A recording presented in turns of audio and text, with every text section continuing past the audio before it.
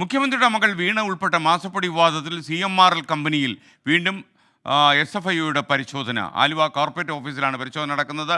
ഇന്നലെയും ആലുവ ഓഫീസിൽ SFIയുടെ പരിശോധന ഉണ്ടായിരുന്നു. ശ്രീകാന്ത് ലേറ്റസ്റ്റ് വിവരങ്ങൾ നൽകും. ശ്രീകാന്ത് പറയൂ, സീരിയസ് ഫ്രോഡ് ഇൻവെസ്റ്റിഗേഷൻ നടക്കുകയാണോ?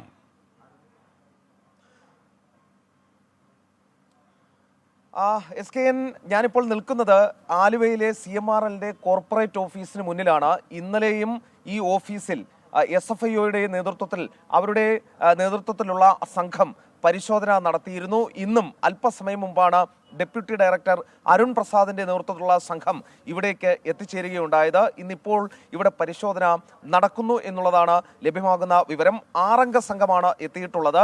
ഈ സീരിയസ് ഫ്രോഡ് ഇൻവെസ്റ്റിഗേഷൻ ഓഫീസിന് വലിയ അപാരമായ അധികാര പരിധിയാണ് ഉള്ളത്. കാരണം 212 ഈ കോർപ്പറേറ്റ് നിയമത്തിന്റെ 212-ാം വകുപ്പ് പ്രകാരം ക്രിമിനൽ നടപടികളാണ് ഈ SFIO എന്ന് പറയുന്ന ഏജൻസിക്ക് എടുക്കാൻ സാധിക്കുന്നത്.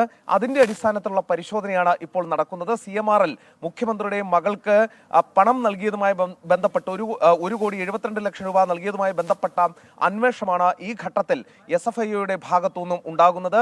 CMRL നിന്നും ഇന്നലെയും വിവരശേഖരണം നടത്തി. ഇന്നും പരിശോധനകൾ തുടരും. പിന്നാലെ KICDCയിലും അതോടൊപ്പം തന്നെ എക്സാലോജിക്കലുമായി ബന്ധപ്പെട്ട ഓഫീസുകളിലുമൊക്കെ തന്നെ പരിശോധന നടക്കും എന്നുള്ളതാണ് മനസ്സിലാക്കാൻ സാധിക്കുന്നത്. അതായത് ഈ കേസിൽ നേരത്തെ കോർപ്പറേറ്റ് മന്ത്രാലയം ഉത്തരവിട്ട അന്വേഷണം, ആ അന്വേഷണവുമായി മുന്നോട്ട് പോവുക തന്നെയാണ് SFIO. അവരുടെ അന്വേഷണം പൂർത്തിയാക്കിയ ശേഷം കോർപ്പറേറ്റ് മന്ത്രാലയത്തിന് അവർ ഈ റിപ്പോർട്ട് കൈമാറും. റിപ്പോർട്ട് കൈമാറുന്ന മുറയ്ക്കായിരിക്കും ഇതിൽ കേസെടുക്കണമോ അറസ്റ്റ് അടക്കമുള്ള നടപടികളിലേക്ക് പോകണമോ എന്ന് തീരുമാനിക്കുന്നത്. അതിനു മുൻപ് ചോദ്യം ചെയ്യലടക്കമുള്ള കാര്യങ്ങൾ എന്തായാലും ഉണ്ടാകും എന്നുള്ള കാര്യത്തിൽ ഒരു സംശയവും വേണ്ട.